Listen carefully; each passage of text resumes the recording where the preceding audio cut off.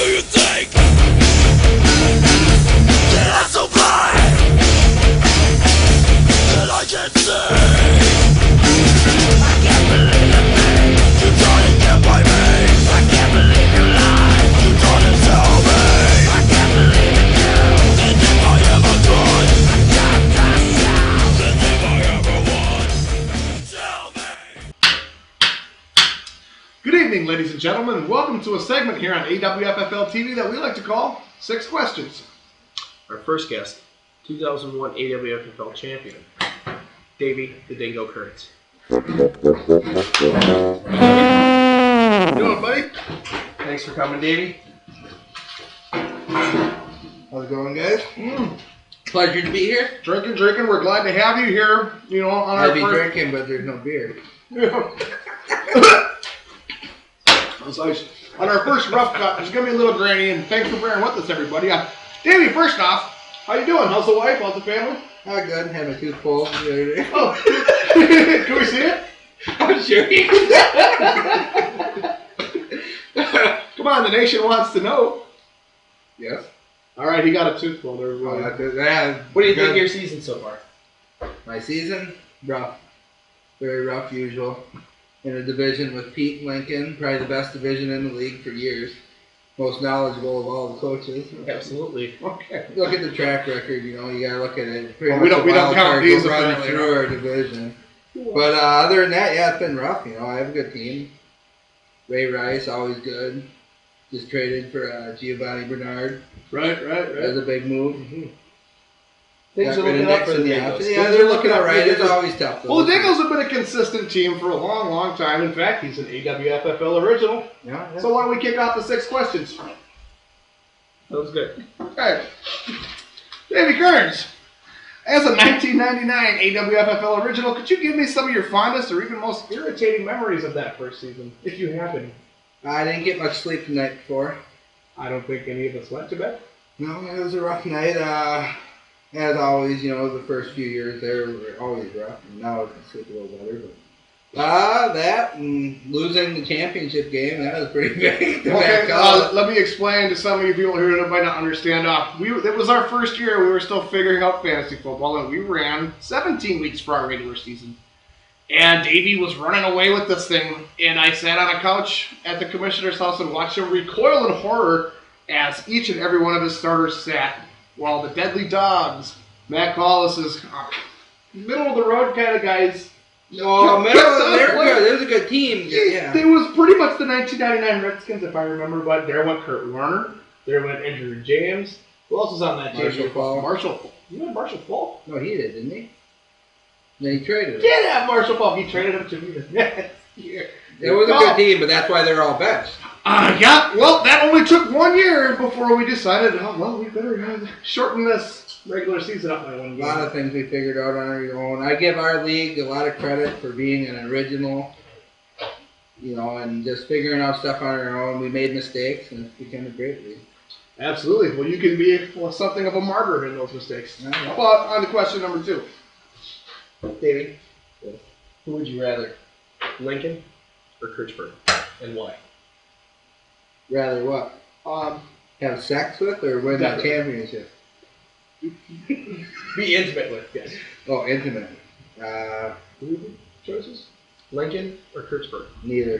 That's No, not a it's choice. not a choice. Come on, we I got have to say they're both good coaches. They've had success in the league for multi-years, so it's a toss-up. No, you gotta have an answer. There's no. They're both good. to me. It's a no-brainer. Kirchberg because his long hair. No. Had I the money a long time ago, I had offered Lincoln to be my butler, and I would butt fuck him every day. Interesting. That offer still stands, little Linky. Well, I think it's obvious that both of them are full of diseases, so either way you lose. Oh gosh, they are. Remember the Lauren Hill in Jamaica, Kirchberg, and then I don't know how much we've got to get into the things we know about Linky and the things he's just openly shared with us about himself and hookers and the like, Shitting on chests and peeing in butts. I would have to go Kirchberg. I think I'd have to go Kirchberg too because he's lying about the Lauren Hill in Jamaica. You fucking liar! All right, Kirchberg it is. All right. All right, on now to question number 3. Who would you look at inside your division as your biggest rival between Peter and Lincoln? Lincoln's been there a little longer. Pete's had my number for years, and now I've had his number a little bit as of late. I've beat Pete 5 years in a row, I think. Yeah, I've had a rough time. I You won the brought first Pete one. into the league, and I remember you told me to embrace him, and I did, and he became one of my best friends, of course. Me, Lincoln, and Pete are all very good friends.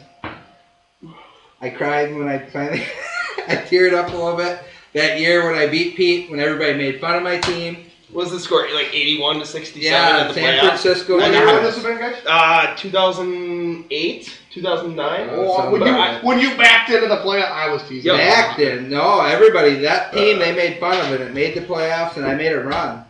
Went through Pete, and I think I lost to Toasty. I think. I believe- Yeah, he beat me 81 to like 67, and I had the highest scoring team weeks 15 to 16. I would have been my 3rd championship in 4 years. But as of late, Thank you.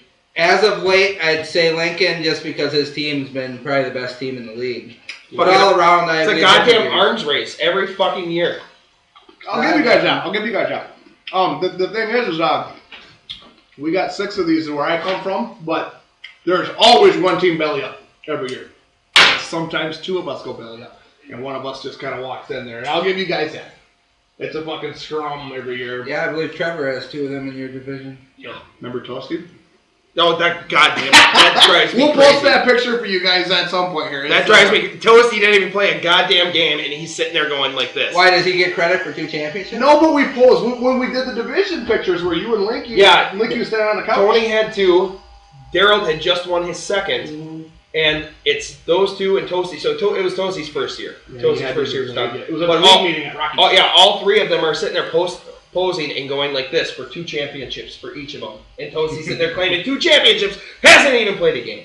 Here's a little inside thing to that too. Toasty and I drank like dogs the night before, and this was before our league meeting, right? And it would have been Toasty's first one. And he was grumbling about something or another having to do with a headache, and I gave him 3 of the most strongest prescription pills that my dad gives me when I can't sleep. And I only take like a half one. I gave him 3, and then promptly woke him up 90 minutes later and drug him off there. As you could tell by his ashen skin in that picture, it was pretty bad. Fucking screamed mask face.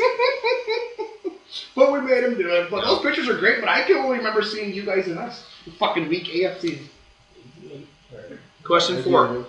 In 2006, my first year in the league, I beat you in the playoffs with your own guy, Torrey Holt, on Monday Night Football. You traded him to me at the trade deadline. Oh, I I do, remember yeah. you saying, how many touchdowns can he score? Because he had 8 or 9 at the time, Yep. and you didn't think he'd score Yep. again. Didn't score I any get it. touchdowns for I me get the it. rest of the year, except for that one touchdown to knock you out of the Exactly. playoffs. On a scale of 1 to 10, how much did that bother you then, and how much does it bother you now? It don't bother me at all now. I would do the trade again right now. Then, yeah, of course, anything bothers me. I look at last year, Tony winning the championship, and the Dallas Cowboys D intercepting the ball, and falling or tripping. A ghost tripped him on the half-inch line, and he went down. I don't know why. He could have got in the end zone, but I mean, what was the question again? What was it? I forgot. Oh yeah. On a scale of 1 to 10, how much did it bother you then, and how much does it bother you now? Back then, it's been years. I'd say,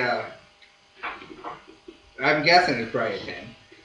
I'd say a 6 right now, but the Cowboy thing, that was a 10. Okay. Okay, that leads into question 5. Perfectly here. segueing into question 5, and which is going to take out my other segue, which I'll touch on later because it was a classic line from the first year. But, Davey, last question for me is, if you could pinpoint one time where you feel you got fucked over the worst, what would it be?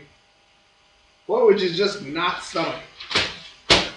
Probably happening on the football field, things that you couldn't control, Oh, that's a tough one.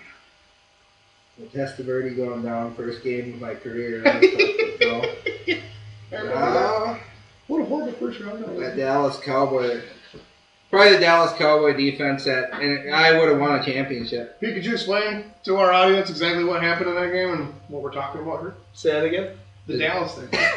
Dallas Cowboys defense falling down because the next Last year. week I scored like 80 or 90, and I mean, that was in the Super Bowl. And he would have blew my doors right the fuck up. Yep, and then that next week I would have beat, well, that's the way I would have beat you. I marginally would have beat you, and then the last week I scored like 80 or 90. That's Yeah, what the fuck happened? Well, he had the Dallas Cowboys defense, correct? Yeah. And they have, I can't even No, recall. the dude intercepted the pass. It was like less Hold on, than... let me tell the story here. I went to bed, as I usually do on a bad day. To change the juju? I don't know. I just laid there. I didn't even drink beer when I was watching the game. It was basically I lost already. Needed multi-points, I remember the exact number. But it came down to where I would have won the game at the end. As I'm watching my team come back, I think I had Des Bryant. I don't remember exactly at the moment. Yeah, I did have Des Bryant. So he scored a bunch, and the defense was doing great. My guy, in the last seconds, intercepts the ball, runs it down, falls. Didn't he broke goes like 3 down. tackles. It was a great play. He Yeah. had to go 30 yards at least. Yeah. But he fell at the half-inch yard line. It almost looked like he did it on purpose or a Didn't do ghost it on purpose tripped from what him. I thought. Why, In the though? game. He could have went in the end. Okay. The game their game was over at that point. The only If they person it scored- affected in all of the world might have been me that fucking day. Yeah. And it's that the whole thing, everybody does it where woulda, shoulda, coulda, where I remember- the next week I would have won, then I would That's have. the thing. I- yeah, so it I doesn't mean remember much. Jones Drew kneeling down inside the 5 twice, back-to-back weeks. Yep. And even coming out and apologizing to his fantasy football owners for it because it locked up wins versus him scoring and giving other teams chance. In fact, the Jaguars were tied. And he knelt down on the 2, and then they kicked the field goal at the end of the game. And I lost by 2 points. Not to interrupt you, but going back to this Dallas game, who was I watching that game with? Because I ran and hit.